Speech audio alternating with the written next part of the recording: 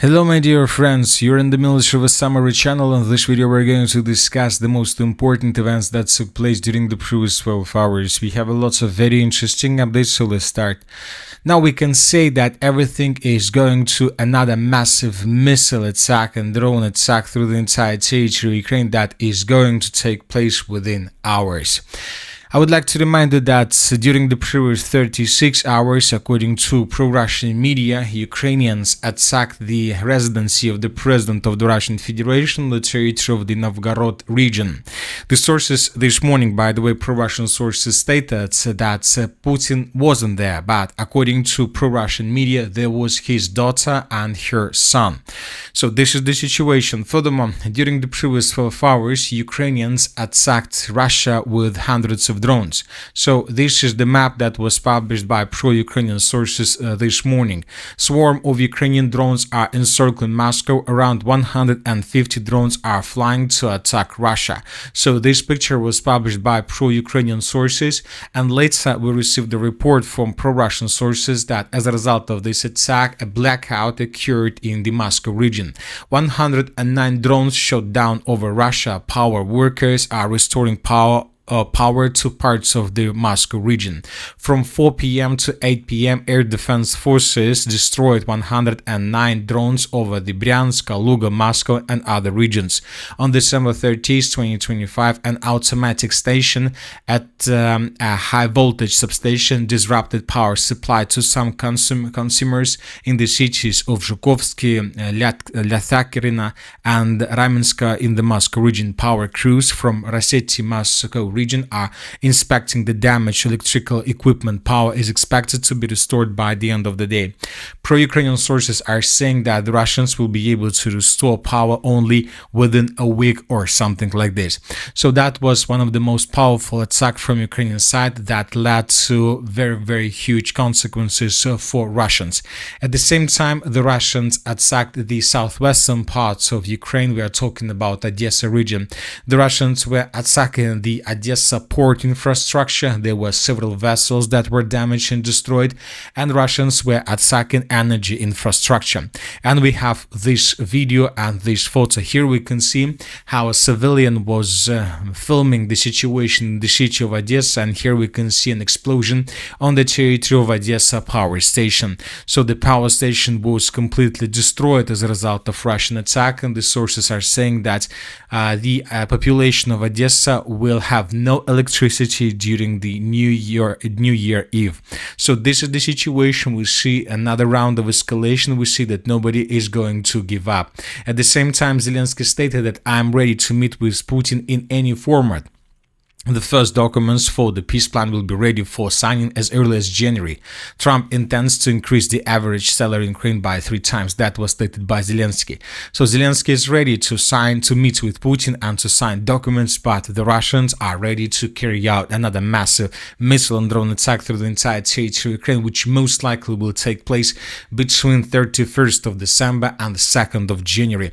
The Russians prepared lots of aircraft, strategical aircrafts. The Russians prepared caliber carriers. The Russians prepared drones. So that most likely this is going to be the biggest attack since the beginning of the special military operation, with hundreds of drones and dozens of missiles, and very likely the Russians may use the Oreshnik system during this attack. Furthermore, Ukrainians also attacked the settlement of Tuapse during the previous night. As a result of attack, several oil refineries were damaged or maybe even destroyed. So as you can see, nobody is going to give up. The parties are ready for another round of escalation. European countries had a call.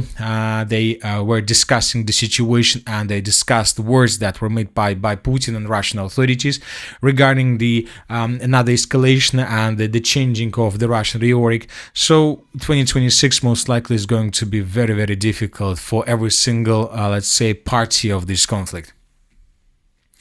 Now let's discuss the situation on the ground, and first let's talk about the Zaporozhye direction where the Russians continue their offensive operation. During the previous 12 hours, several neutral mappers and pro-Russian sources reported that the Russians managed to improve their position significantly. Pro-neutral mappers are saying that Russians, as we discussed in the previous video, reached the southwestern part of the settlement of Rishne, so this is already basically the Zaporozhye agglomeration. With these settlements, the Zaporozhye agglomeration begins.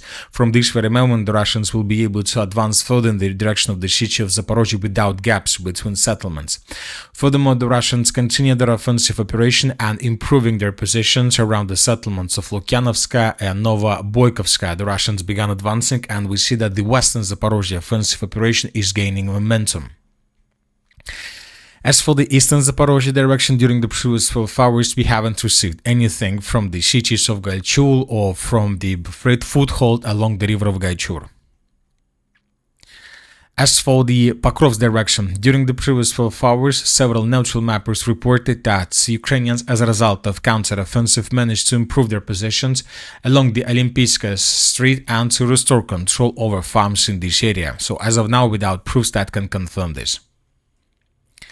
Now let's talk about the Slaviansk direction. During the previous 12 hours, according to different mappers, the Russians improved their positions in the area of the village of Sviatopokrovskaya.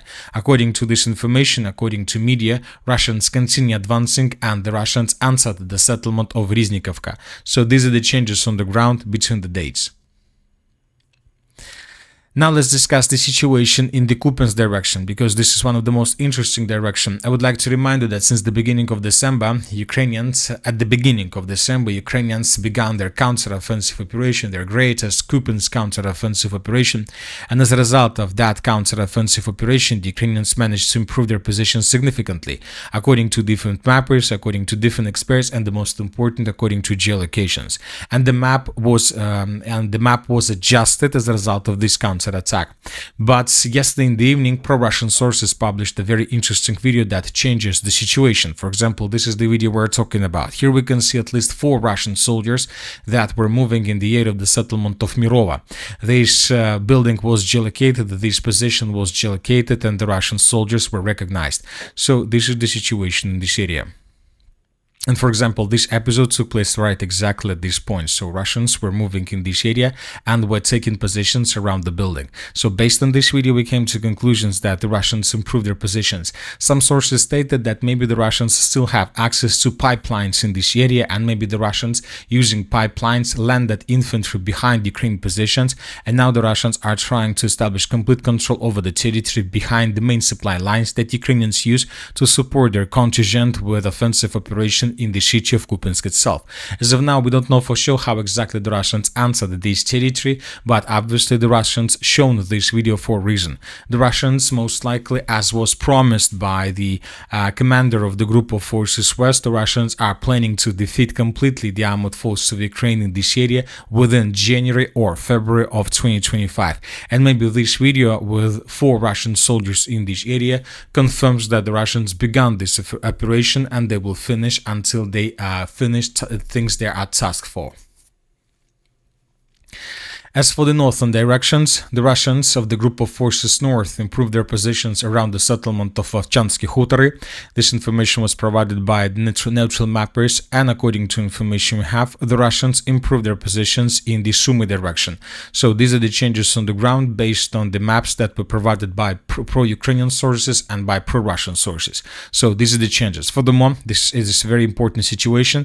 The commander-in-chief of the armored forces of the Russian Federation, Valery Gerasimov, visited the group of forces north and gave them their final instructions. So we believe that in coming days the group of forces north will intensify their offensive operation in this region. And that's it for the short video. Military Summary channel reminds that we condemn any violence in the world. Thank you for your watching, subscribe to my channel, put your likes, join my Patreon, and have a good day. Bye bye.